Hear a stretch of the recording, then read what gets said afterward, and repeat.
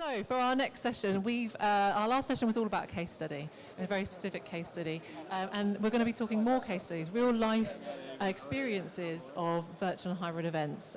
This session is going to be hosted by Oliver from Venue IQ. So Oliver, I'll hand it over to you, and we'll come back for Q&A afterwards. Thank you very much. Hi everyone, good afternoon.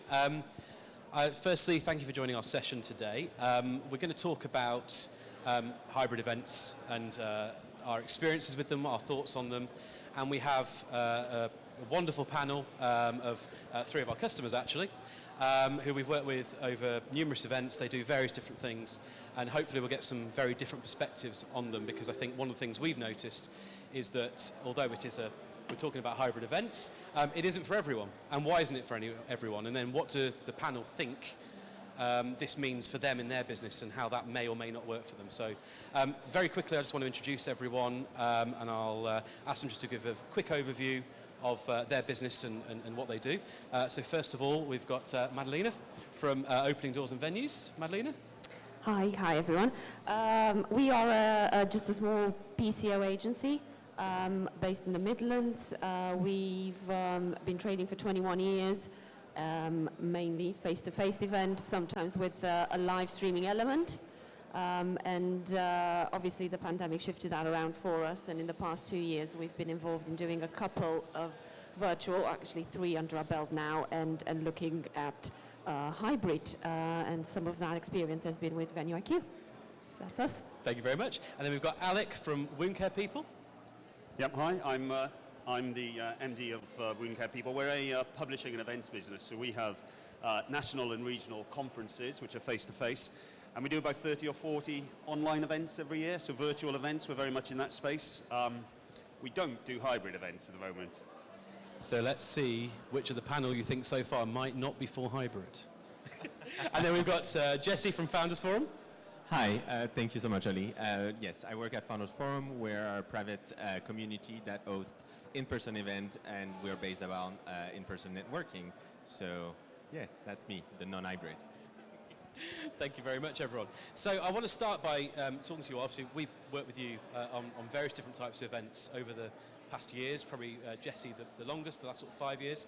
I just want to come to each of you first, and obviously it's been a crazy 18 months. We've all experienced not just our own events, but we've experienced other events. I had to dial into this virtually yesterday because I couldn't be here yesterday. And things are changing so rapidly. So what's your own experience of hybrid so far, and how has that worked in your business? If I go to Madalena first. Yeah, of course. So from an organizing point of view, we decided that we were going to do a test hybrid event for ourselves with Venue IQ, of course. To just see how it would work, to just go through the journey and understand it ourselves, because we could see the virtual working, and we obviously knew the in-person works, but how do you bring those two together? So that was the first real experience of a hybrid, and we've learned a lot from that. Since I've attended some hybrid events, including this one, so you get a little bit of everything, and you try to put a story together for what you think is going to work for your clients in a way. Not everything's going to work for everybody, and clients are so different, but I can see it in a way working from the experience I've had so far. And I think your reasoning behind having that sort of hybrid experience, or you put that on for your clients, didn't you? From what I remember talking to yourself and Rosemary about, it was really they didn't understand how a hybrid might work and stitch together, and what elements might be needed to make it. As much as us as organisers, we couldn't really explain it until we put them through the journey, and exactly that. Clients couldn't see it because it is out of what they've been experiencing before. It is a completely different world, and in a way we keep saying, we haven't signed up for this. This is more than event organising. Yeah, you have to have a whole new set of skills that you never thought you needed, and I think everyone's adapted really well. Well, obviously, Alec, your business is an old hat at virtual events, right? You've been doing Facebook Lives for years. That's right. So you were well prepared for the pandemic. It was absolutely fine, and it's all cool, and hybrid must be awesome then, yeah? Well, not quite. I mean, so we've been running online and virtual events for a number of years. A little bit of a plug, we've won lots of awards for doing so. So when the pandemic hit and we had to stop our face-to-face events, for us, we were already set up to do virtual events. we deliberately didn't go down the road of anything hybrid when we were able to start face-to-face events, just simply because our experience and our expertise really is in the virtual sector and in the face-to-face sector as very separate entities. And for us, it's very different, I think, depending on which industry you work in. But we run healthcare events, and so they're free for nurses to attend. And so what we needed to figure out is how do we commercialize these events if you're offering them as a hybrid option.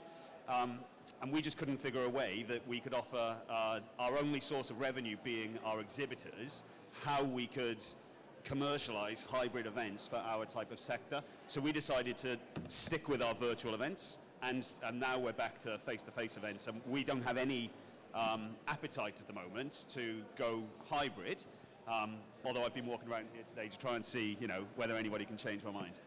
And I think just on your specific attendees, obviously being in the medical profession, they're slammed at the moment, right? So I guess the online thing was a good experience for them at the time they probably needed it.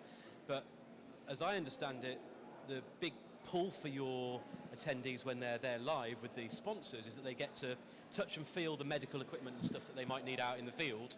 Is that something that's just impossible to replicate online, or? Yeah, absolutely. So we did an online event last night that we had, I think, just under 800 people watching. Wow. And of course, that's a very theoretical event. So it's about it's clinical education. So it's content.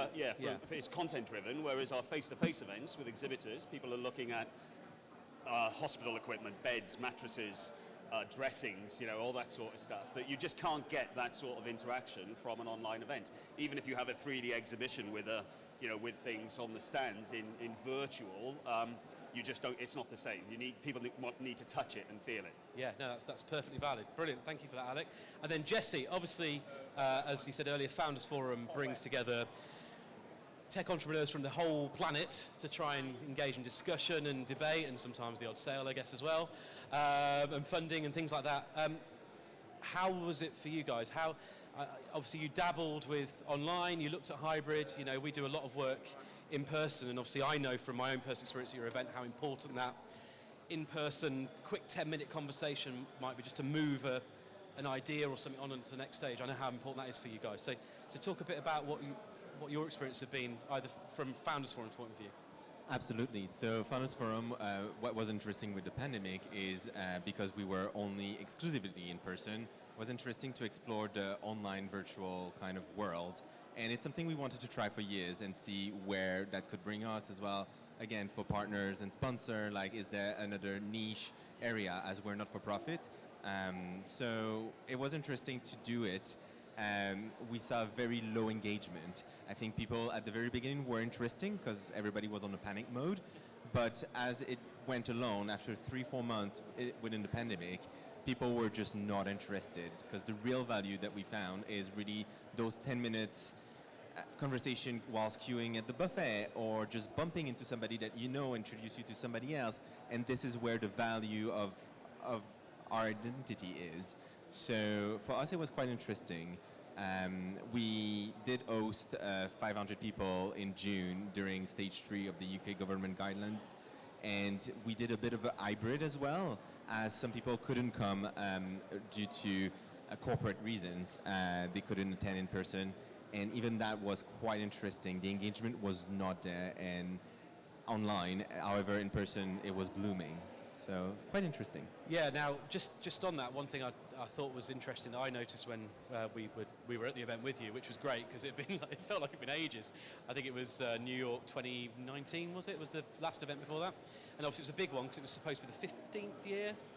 Yes, it was our anniversary. It was the anniversary as well, so obviously it was gutting that it had to be moved. And I remember we were going ahead with an in-person event, and it was all ramping up, and the government were lifting their restrictions, and we were all happy. And then about 2 days before, they didn't, and we had to turn on all the hybrid element for the people that couldn't get there. We obviously had all the strict protocols with testing and things, and I know a couple of people obviously had to be turned away because they didn't pass the test. But one thing I noticed that was interesting is they all have room limits, so obviously that could still happen now. Everyone's still spaced out here, the exhibitors are all spaced out, even though we're fully open for all intents and purposes. But we kind of discovered a new delegate, which I thought was quite interesting. So we had, obviously, in our mind, in hybrid world, we had that virtual delegate, that's at home that couldn't travel, and we have the people in the room who've come to meet.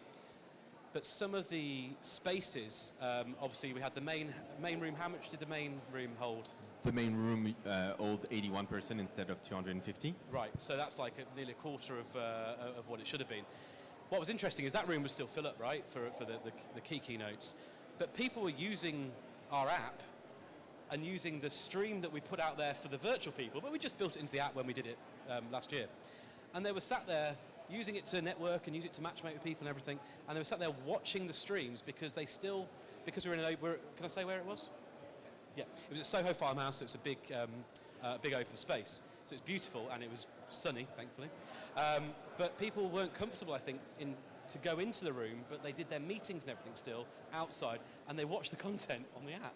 And we hadn't actually considered that as a delegate. It was kind of like this whole new hybrid delegate that we saw just happening live, and it was the first B2B UK event, wasn't it, as well? And there was all sorts of government involvement to make sure it happened last minute. So it was just an interesting thing to witness, really. So what I want to talk about next is, so have we had any, I think Madalena, when we spoke last week, you were talking about one of your clients who had a really positive experience, and probably a very different commercial client to what Alec would have for his events, but where the sponsors did really well off that sort of online element.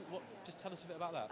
Yes, so Medical Association International Medical Society, where a lot of the sponsor sponsor income is from pharma companies, international ones, big ones, who were very happy to continue. When the event moved from being in person and it transitioned to being virtual, they were offered the option to step down and stop supporting the event, and none of them took it.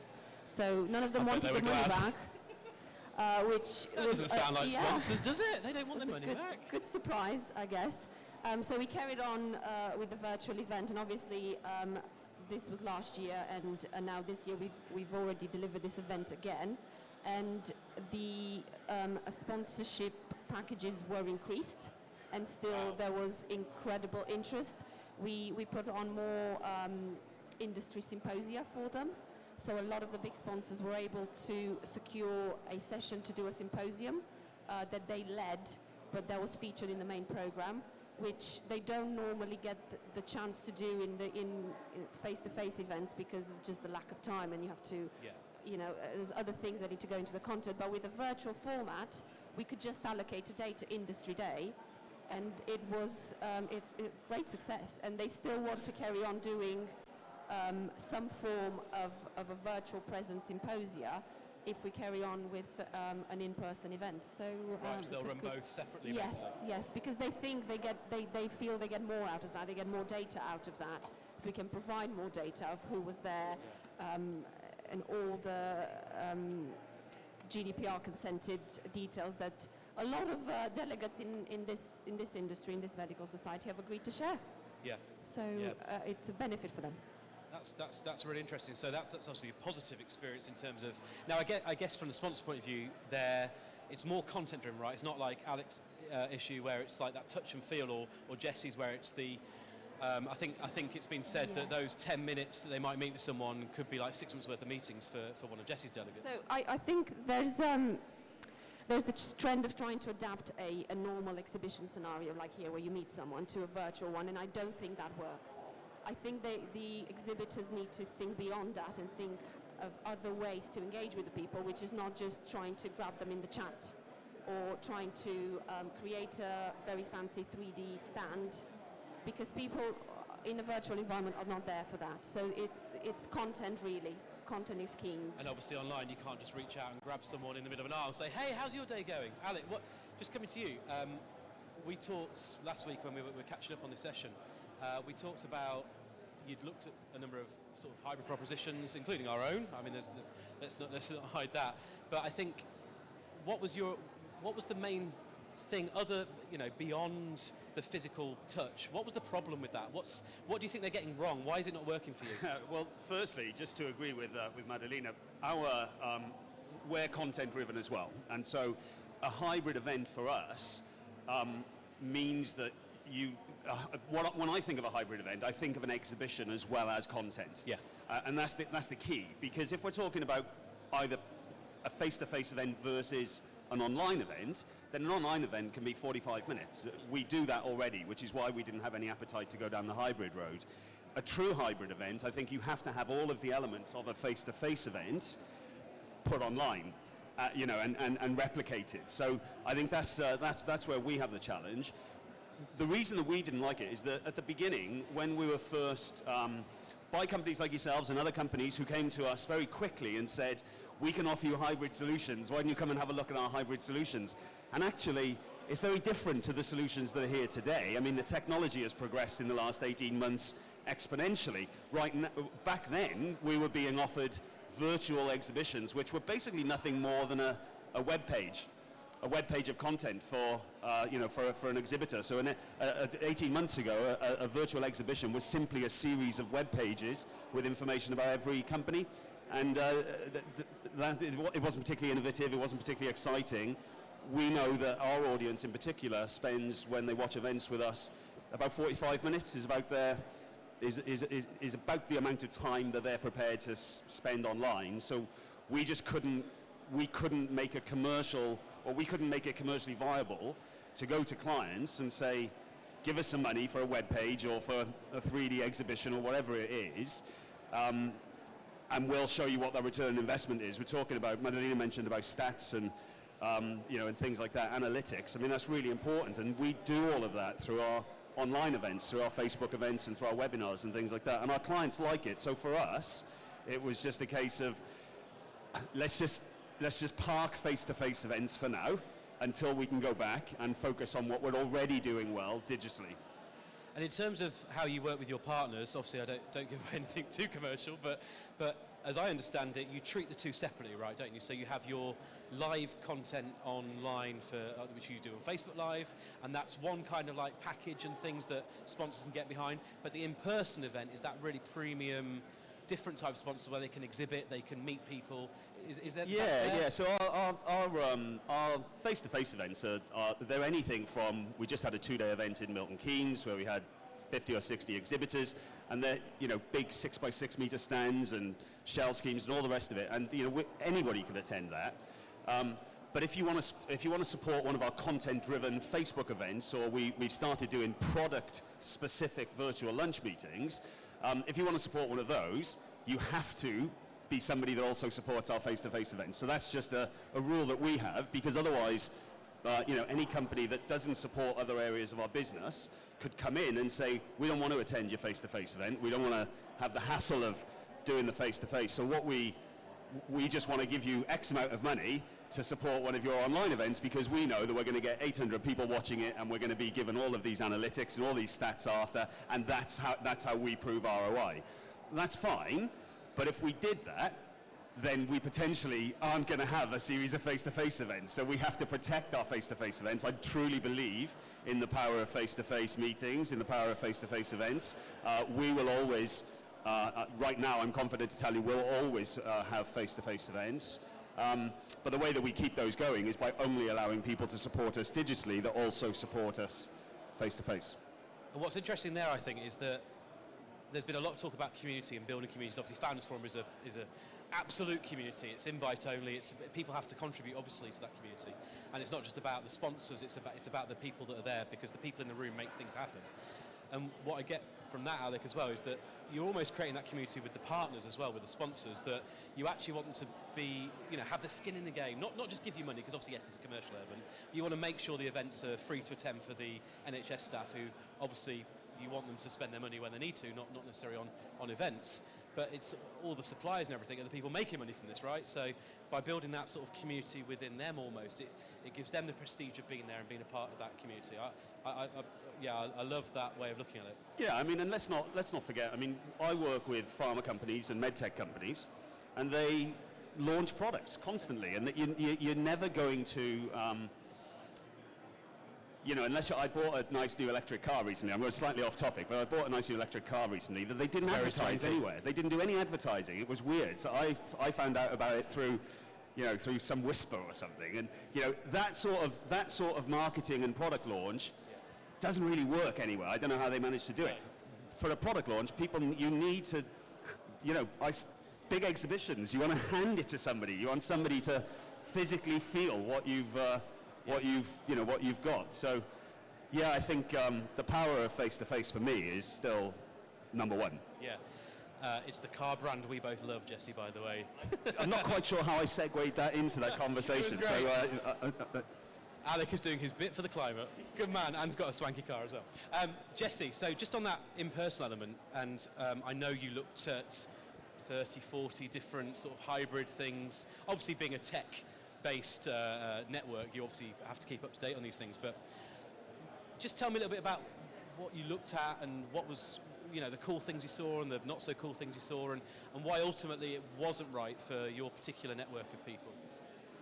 Yeah, so we did a lot of homework on that. I think we had conversation with over 35 partners as well to see what was the hybrid world and what was the virtual world, and there was a lot of good thing and a lot of not so good thing, and I think the one I didn't believe and buy it in were the one that were trying to mimic an in-person event instead of treating it as this is an online platform and just be upfront and say we will never recreate something, but we're trying to. I think it's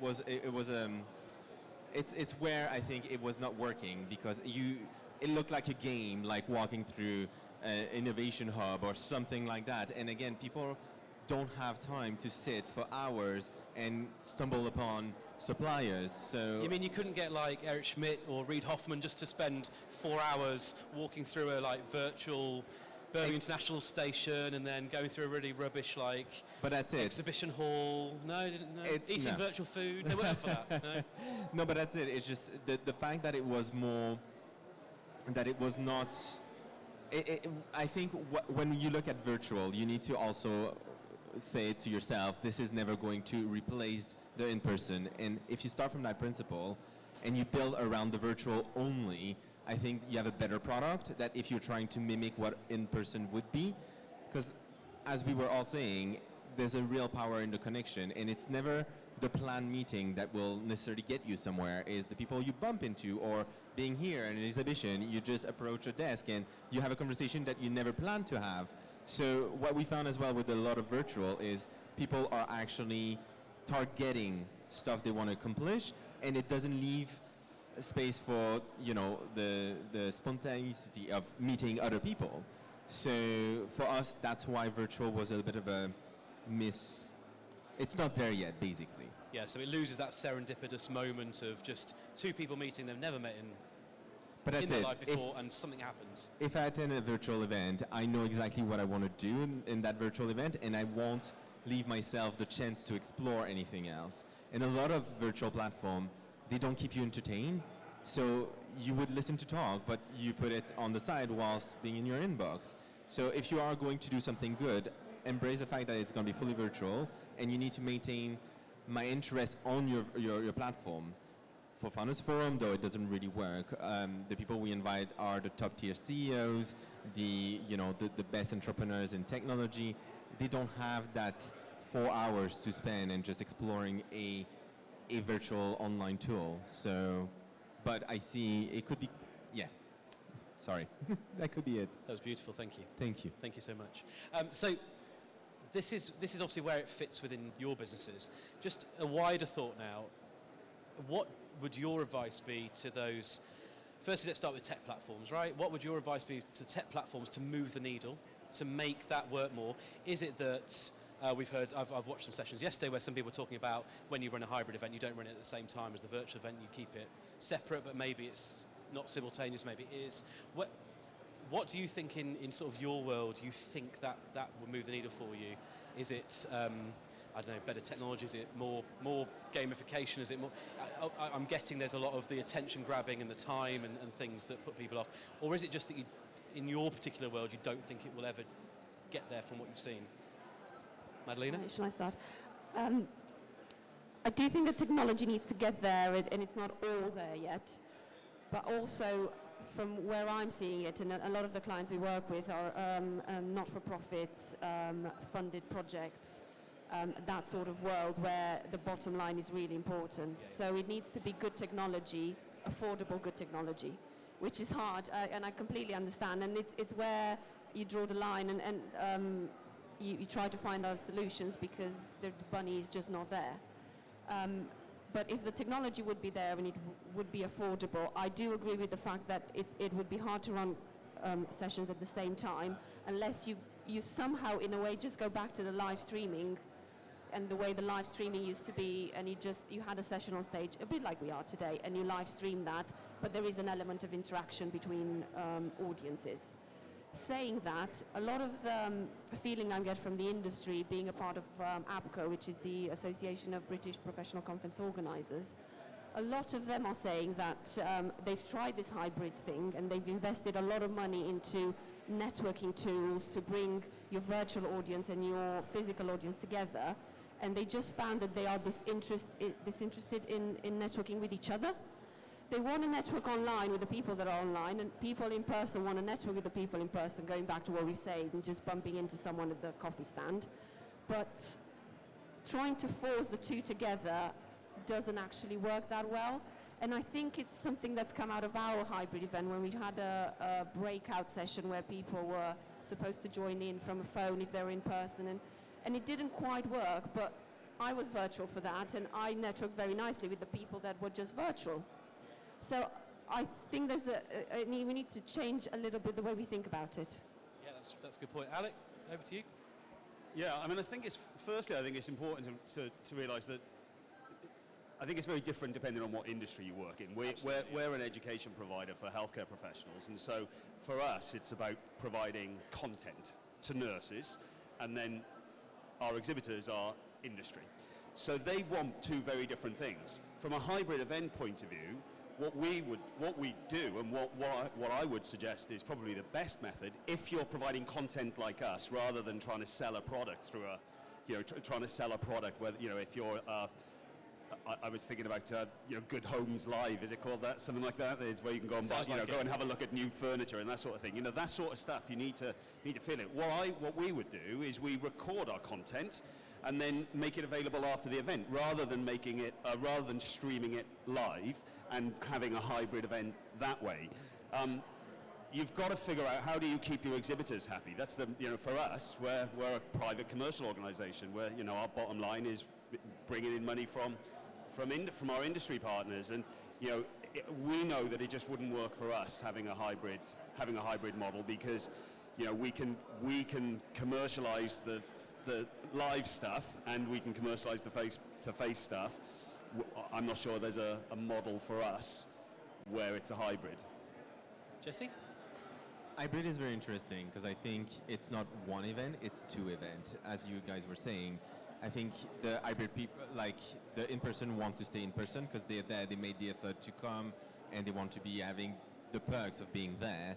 And the people that are watching from home is also the same thing. They don't want to, they feel awkward about it. So I think the platforms, it works. I like the idea of having the content released afterwards. I think that's great. It's less pressure on yourself as an event person as well.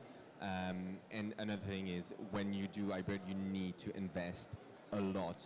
You cannot have a mediocre product, because that will be very hard on your reputation, your branding, and you really need to play the part. So it's not a cutting cost. A lot of people came to me like, oh yeah, but it's cutting my cost because I have less catering.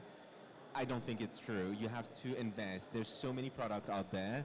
If yours is mediocre, you will lose these attendees. So it's two events in one, and you really need to have a good strategy when you do hybrid. And that is my learning on that. I think as well, you've got to think of the pressure it puts on your teams as well, right? Because if you're running two events in one, and I think from a lot of the sessions I've watched over the last couple of days and things I listened to from what customers have told us, it's more work, right? There's no hiding that. It is more work if you're doing it. You've basically got to do your live event and you've got to do your online event at the same time. One thing that I do see as a mistake often for organisers, and whether that's on the platform or the organisers, I'm not sure, it's probably a bit of both, is people forget about the virtual audience as well, because you're worried about the people in the room. So it almost becomes that you need that separate team to look after that element. It is two events in one. Yeah. It really is. So then I suppose it's asking yourselves whether you want to run them literally at the same time, on the same day. Obviously, ETL have done a sort of a hybrid event across the week. So the main, obviously, people are watching today and yesterday from home as well. But the Monday, Tuesday, and Friday are the online-only days. So they've obviously made a conscious decision that they should be separated out a bit, and then all this content's available live as well for those at home. Can I just say, to the point as well, I mean, we, to your point, we've got an events team that handle all the logistics of all of our events, so that's a completely separate team to my digital team that put out all of my digital content. And at our event a couple of weeks ago, we had to get both of them there together. So you're absolutely right. It's two different jobs, it's two different worlds, two different skill sets. And if you don't, we already have both of those teams in place. But if you're a company that is only in one of those spaces, all of a sudden you have to invest in all of that new technology, the new teams, and everything that comes with that. And do you think that learning came from the fact you already did the online event, so you already had that skill set? Because a lot of organisers we spoke to in the early days were like, oh, well, we're not doing an in-person event now, so just do online, it's easy. We do Facebook Live events, and I've got 15 people who are working in my team every single time we do a Facebook Live event. Mixers, web developers, people who are asking questions, hosts, and all the rest of it. 15 people working in an evening for every one of those events. And everybody thinks that, well, it's Facebook Live. You just put Facebook on and press go live, and that's it. But it's not. It's a much more complex process to be delivering online content.